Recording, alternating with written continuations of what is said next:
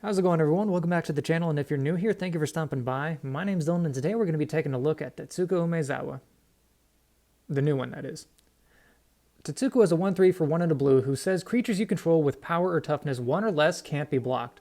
Real quick though, please stick to the end to see how you could be a part of one of the biggest internet movements to help keep the seas clean, which I think is a perfect spot to talk about due to the fact that blue symbols are represented by islands, and we don't want dirty islands.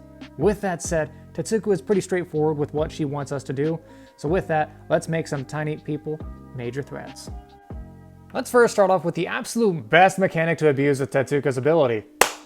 Infect, baby! Real quick though, for those who don't know, Infect is a mechanic that messes with damage a bit.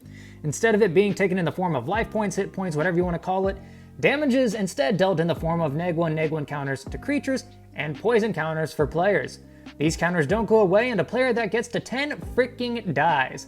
And what's beautiful about this is the fact that most Infect creatures are tiny little things, so tiny they can't be blocked with Tetsuko on the field. To sift through our Infect list, we have Ichorclaw Mirror, Necropede, Plague Mirror, and Phyrexian Digester. These guys are pretty much the same, 2 mana for a 1-1. The only difference would be the Digester is a 2-1 for 3. They're not great, but they got Infect.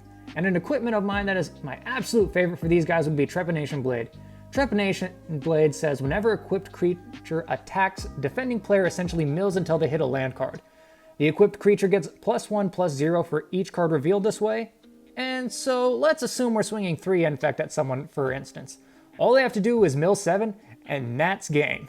Shoot, even if we only had 1 going their way, all they'd have to do is mill 9. If there aren't any responses, that's game for said player. Moving on, let's talk about some continuous value we get from our creatures.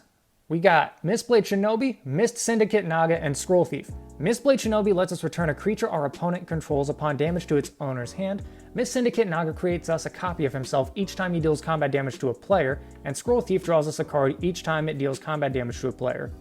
On the topic of card draw and damage, we have Coastal Piracy, Reconnaissance Mission, and Bident of Thassa. Each of these affect our entire board and create an engine once the deck gets going. Now, even though card draw is a serious advantage in this game, it does not compare to what this guy does.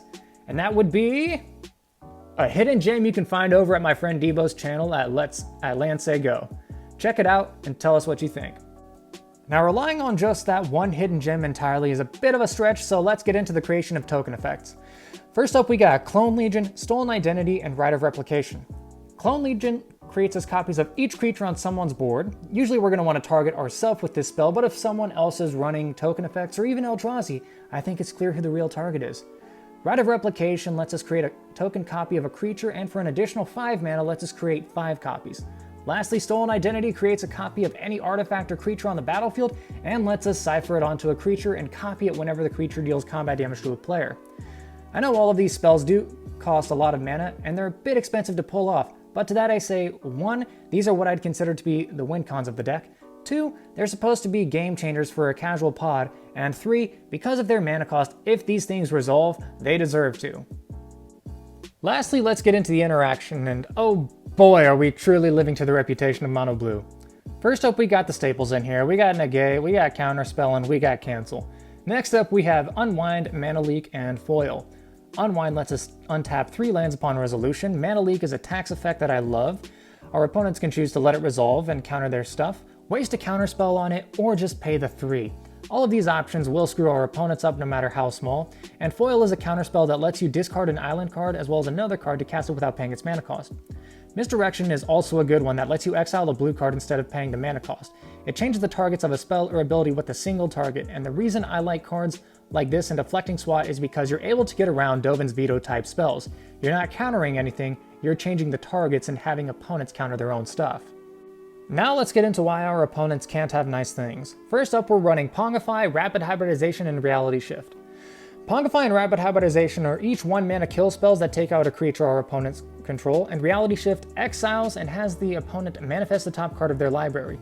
Resculpt exiles a creature and gives our opponent a 4/4, and Mystic Reflection, probably my favorite interactive blue card, says no to whatever nice creatures our opponents try to play and instead has them come in as another non-legendary creature. Now, instead of keeping our opponent's nice things from coming into play, let's talk about how we can keep them off. We're going to be running Aetherize, Aether Spouts, Inundate, however you pronounce the card, and Scourge of Fleets.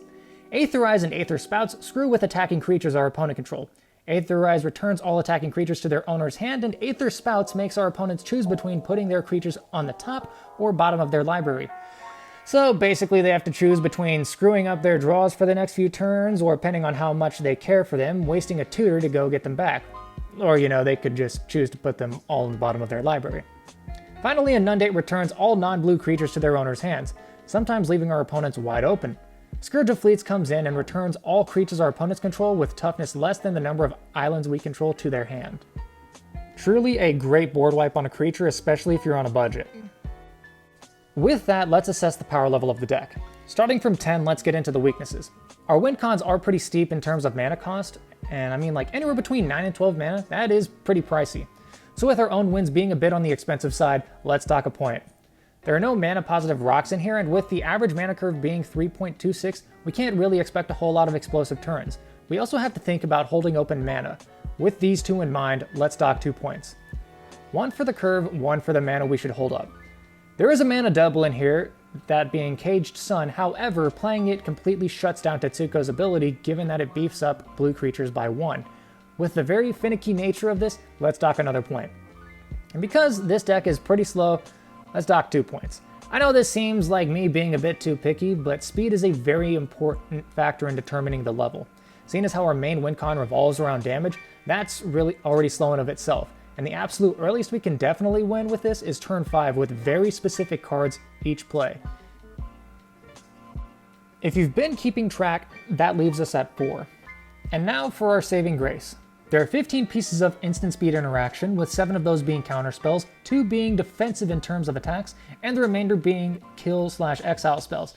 Alongside the additional 2 in terms of being able to clear the board state at sorcery speed, since that makes up almost 20% of the deck, let's add 2 points.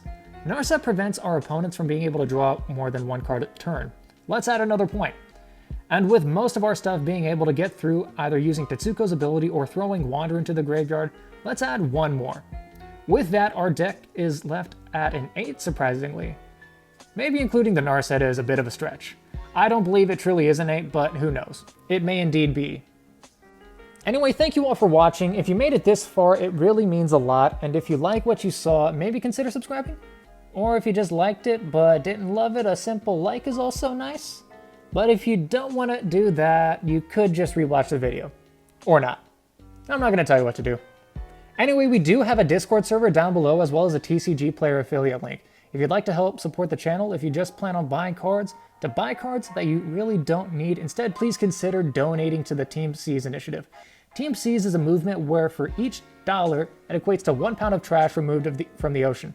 The money is being split between 2 organizations, those being the Ocean Conservancy and the Ocean Cleanup. As of writing, we have already reached 10.23 million pounds. This has only been going on for 3 days. We can get there, and we can go even further. Let's do this for our merfolk friend Sig. Let's keep the river guide's river clean. Or the pirate whose deck will be up next. You can't sail the 7 seas with a bunch of trash in the way. And on a more serious note, as you may or may not already know, the channel is pretty close to being monetized. And from the day of monetization to the end of the year, I'll be putting 50% of all the money the channel earns into the effort. With that, thank you all for watching, and I will see you next time.